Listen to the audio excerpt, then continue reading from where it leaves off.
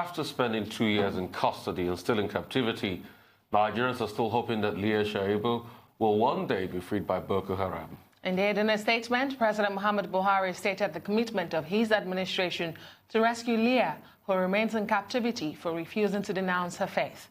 A faction of Boko Haram had stormed the government girls' secondary school in Dapchi, Yobe State, northeast of Nigeria, and abducted Leah and 109 other girls.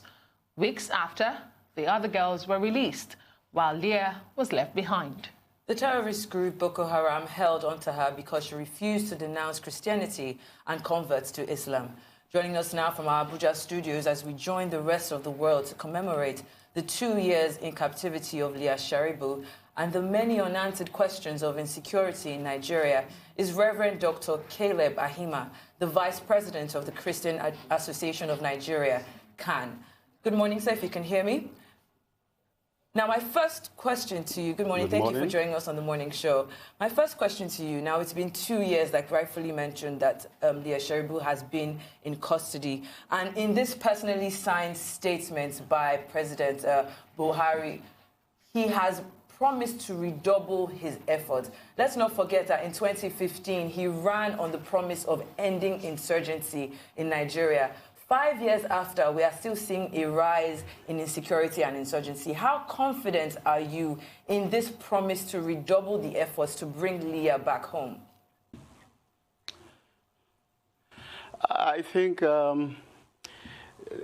not me alone, but Christians in Nigeria and Nigerians at the general level are disturbed and find it difficult to sustain this confidence in the president, because at the point he was going to become president, he promised, like you said, to overcome insurgency in this nation.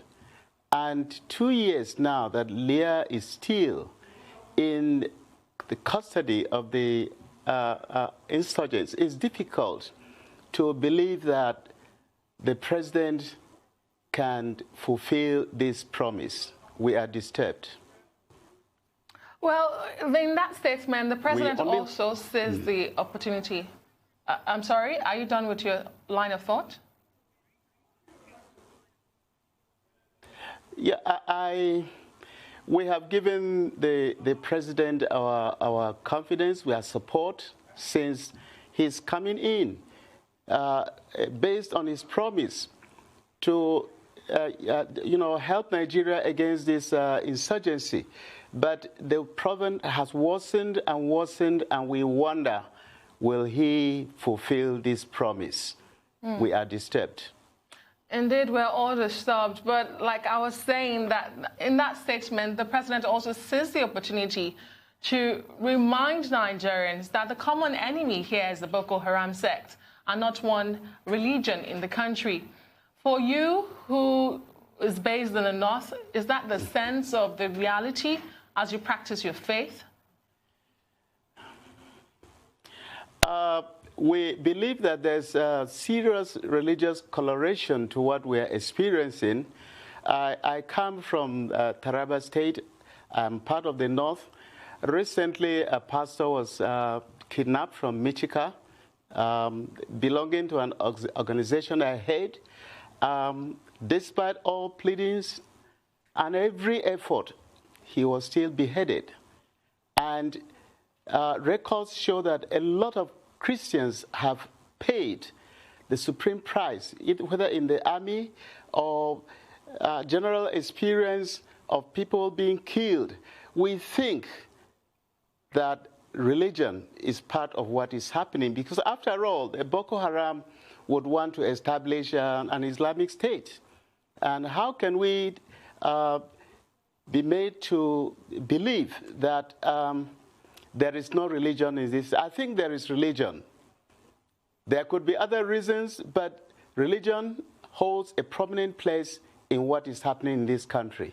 And that is why the Christian Association of Nigeria has kept speaking and speaking and speaking and calling on the president, especially for the release of these Christian girls that are still in the custody of the insurgents.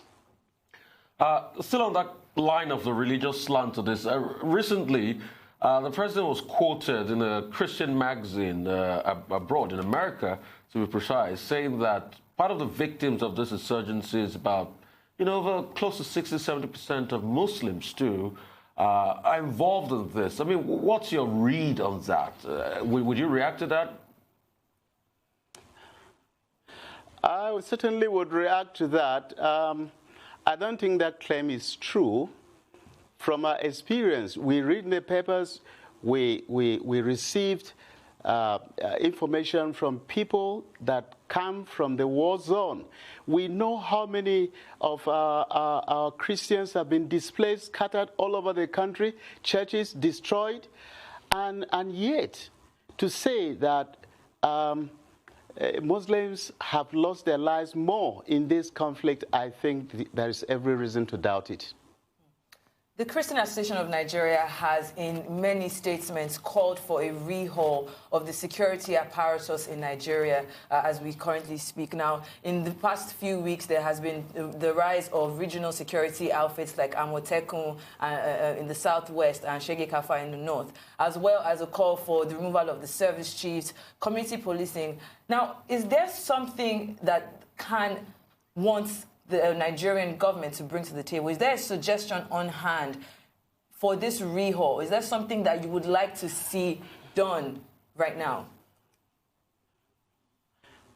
I think that the suggestion for state policing, the rise of things like Amoteku, all these are indications of the fact of the loss of confidence, in the government. And it is better the government listens to what people are saying, consider all the suggestions people are making. And I think that changing this service chiefs is one of those steps we think will bring a change. We need new hands. We need people with different ideas on how we can tackle this evil that has bedeviled our country. I think we will appeal to the government to try and be a listening government to what people are saying. Real quickly, I just wanted to come in this regard. I want to take it back to the homily, the funeral homily. Bishop Martin Cooker, talked about at the burial of that young seminarian. I mean, does that homily for you capture what is currently prevalent? Because the presidency had kicked against that homily and said, Martin Cooker, was just playing to the galleries as regards that. He said a lot. He said, and I quote his terms, he said, we are fast becoming like Sisyphus. Sisyphus, in Greek mythology, the man that was constantly rolling the stone up the hill and the stone rolls back. That's how the security situation has become. It goes up and it goes down. What's your take on that? I think I agree with Matthew Cooker. He speaks the mind of a church that sees herself as a persecuted church in her own country. And I would insist, like I said before, that the government must listen to what her subjects are saying concerning that which affects all of us, both Christians and Muslims, but the church even more. And so it is only good, instead of the government to outrightly reject things or pieces of advice that will help her, it is good for her to listen to the voice of reason, because together we can achieve more than one person can achieve. Okay. I would like to take it back to the Sharibu family, Leah's family. Yesterday we saw a very bitter father speak out, and he had every right to do so. A man who doesn't know the exact state of his daughter 2 years after, in the captivity of a murderous criminal sect. He says the government had only reached out to him once. And to be precise, he says, the Minister of Information and Culture and 2 other ministers visited me in Dapchi in October 2018. You would recall that Leah Sharibu was kidnapped February 19, 2 years ago. As the Christian Association of Nigeria and as a father yourself, what more do you think that the government should have done in this space of time? How do you console with a father like that? What do you say to them? What can be saying to the Sharibu family? I stand with Leah Sharibu's father and mother in their pain. As a father, I cannot imagine losing the sight of my daughter, knowing that she has been kidnapped, knowing that she's in wicked hands, and having to bear with this for all this while. I would understand his desperation, his frustration, and I think that government must do all that is necessary to encourage this family, to give the family hope, instead of making utterances that would make Nigeria wonder whether the government knows something about this problem we're in, that she doesn't want the Nigerian populace to know. I think that for a hurting family like that, the government, should do more than she has done. And after promising 2 years now, others have been set free. But this poor lady is still in the hands of people who are strange, who are not her parents, not her relations, people whose goals we know is to destroy, is to bring sorrow. I think Leah's father and mother and relations and the church has the reason to feel disappointed and saddened by what is happening.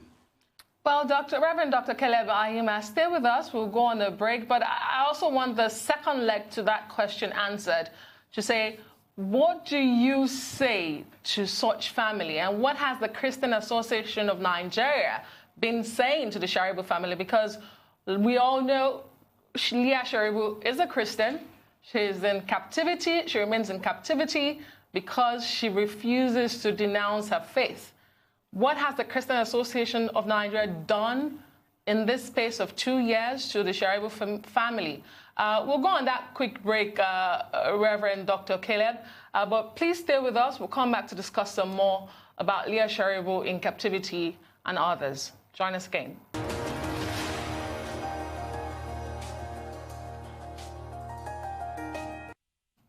Welcome back to the Morning Show here on the Rise News. It's been 2 years since the abduction of some schoolgirls in Dapchi. However, 109 girls returned, leaving Leah Sharibu behind, who was said to have refused to denounce her faith. Well, Reverend Dr. Caleb Ahima, as the Vice President of Christian Association of Nigeria, is with us from our Abuja studios. Thank you so much for staying with us, Reverend. You want to respond to that question before the break. What has the Christian Association of Nigeria been doing to help sort of, cushion the effect, if there is any succor for any family at this time for an incident like this? What has CAN been doing? I think CAN president has visited the Leah Sharibu family and giving some help beside the church praying and doing a lot of advocacy to ensure that this lady is brought out of captivity. And I think generally the Christian community stands in the place of prayer for God's comfort, for God's encouragement, for the family that has been deprived the sight of her own daughter. I think I cannot be certain about all the helps that have gone to the family. Individuals, organizations, groups, churches have tried to reach out to the family. Only a few weeks ago, a Nigerian journalist by the name Ahmed Salkida came out to say, and he's known to have links to this terrorist group, Boko Haram, came out to say that Leah Sharibu is, in fact, a mother now, even though the gender of the baby has not been confirmed. I wanted to find out from you if there's any confirmation of this. The federal government hasn't said anything, and in an interview with the BBC, the father of Leah Sharibu also said that he hasn't heard anything from the federal government. Can either confirm or deny this? I think I got wind of that just yesterday, speaking to one of the people abducted recently, who has been released. We got wind of that she's a mother now. Like you said, we don't know the sex of the baby, but that seriously broke my heart. And I want to say again that the Sharibu family should know that the church stands by her, because this itself is a devastating news that your daughter is picked and impregnated by an evil man and places your life in a dilemma whether to keep, if she ever comes out, whether to keep that kind of child, or what do you do with that kind of child? I know that Christian ethics would say it's not the child that committed the sin, it's the father, it's the evil man. So love, as taught by the Bible, expects that we keep that child and bring up the child in the way of the Lord. I would encourage the parents to hold their peace, be still before God, because he says, be still and know that I am God, no matter how terrible the situation is. Okay.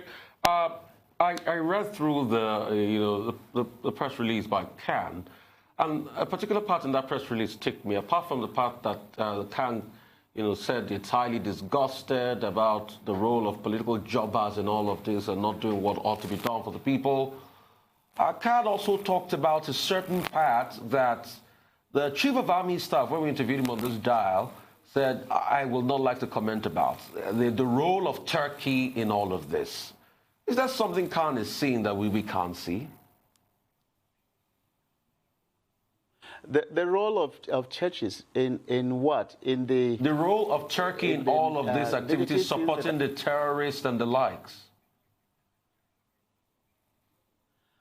I don't know. I cannot say. Let me read what Khan said in a press statement for you as regards this, because Khan did talk about this in a press statement, saying that Khan was aware of the fact that a foreign nation was mentioned in all of this, and nothing has been done as regards the government, as regards following up this. Let me read it to you verbatim here. Let me read it to you verbatim here. Khan says, we are equally disappointed and disturbed by the failure of the federal government to react to the footage going round that the Turkish government is allegedly funding the terrorists. And this was signed by, and I'm sure you know very well, this state president was signed by Evangelist Kwako Samuel Van Dop, Director of Legal and Public Affairs, Khan. So that was in the release by Khan. What would you say about that? I'm sure that if Barrister Kwamkur, like you've mentioned, under Khan has said that it is suspected that Turkish government is sponsoring this evil we are experiencing, I think there must be a reason for him to say what he has said, and to be published, to be brought to the public glare. I'm sure that there must be something, there must be a reason why he said that. Okay, let me ask what your reaction is to the ongoing program by the Nigerian government and the military to de-radicalize and reintegrate former Boko Haram insurgents or fighters back into society. There have been diverse reactions, but what is Khan's position on this issue? These fighters being de-radicalized and reintegrated into society? I think that I don't disagree with the radicalization program, but to reintegrate these people into the army and to other organs or areas of life of this nation, I think is too hasty.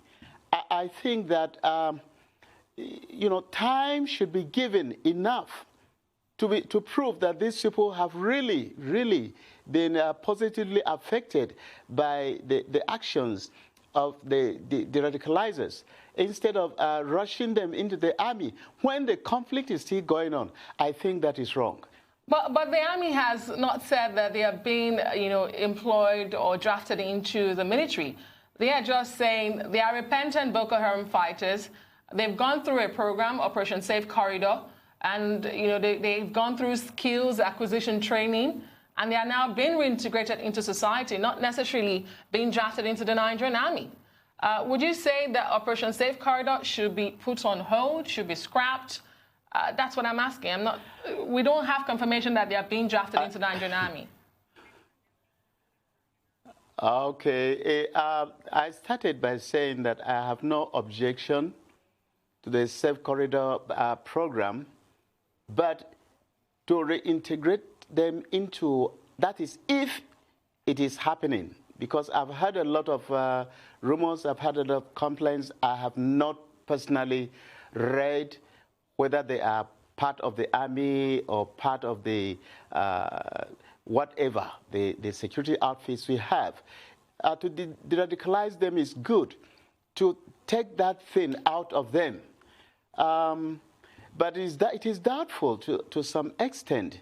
A man who has seen blood, a man who has been part of shedding other human beings' blood, should he just be de-radicalized? Is there no punishment for a person who has done wrong? Does our Constitution not provide for some punishment, even for the penitent person, that he should receive some kind of retributive treatment? In the process, you can work on him and get him to where you expect him to be. But simply maybe passing him through some programs and allowing him, how are we sure that the words of penitence that must have been spoken by that person is really true? Okay, I'd like to know Khan's reaction to the increase in even all those insurgency activities. Only yesterday, there was a rallying cry. I mean, the stories are still out there in the news mill about another attack in Chibok local government area. A couple of days back, we had the case of Auna, where now the military is even refuting the fact that 30 people were killed in that. It's your word against my play now, because the National Assembly, a lawmaker representing Borno State, did come out to say that even he thinks that some buses, people in buses were kidnapped and taken into the bush. That has not been verified. So what's the reaction of Khan to all of this? Khan is bewildered. Khan is confused. Khan is pained by the increase in these terrorist activities. I know that not long ago, like you said, a member of the House or the Senate lamented that our troops are ill-equipped, their morale has not been boosted. There is actual confusion. Khan is disturbed. Does the government not have intelligence gathering system? Do we just submit ourselves to this constant killing, the rise in these terrorist activities? Khan is beginning to feel bad and to feel that government needs to be doing more if the president is serious about his promise to end this sad chapter in the history of this country. Just to reiterate, it's been 2 years since Nigerians woke up to that awful news of the Chibok girls being kidnapped. Not and Chibok. As it stands... Chibok is 6 years. Yeah, Dapchi girls. Sorry, Dapchi girls, being kidnapped. Real quickly, what message do you have for Leah Sharibu? We know she's being held back because of that sole reason of refusing to give up Christianity. What would you say to her in 20 seconds before we round up? To Leah Sharibu, I would say that Khan believes in her as the face of the persecuted church in Nigeria, and that Khan stands with her in that place of her suffering, because we are also suffering mentally, not physically. Okay. Her presence in the hands of the insurgents is a slap on the face of justice. We'd like to say a very big thank you to you, sir.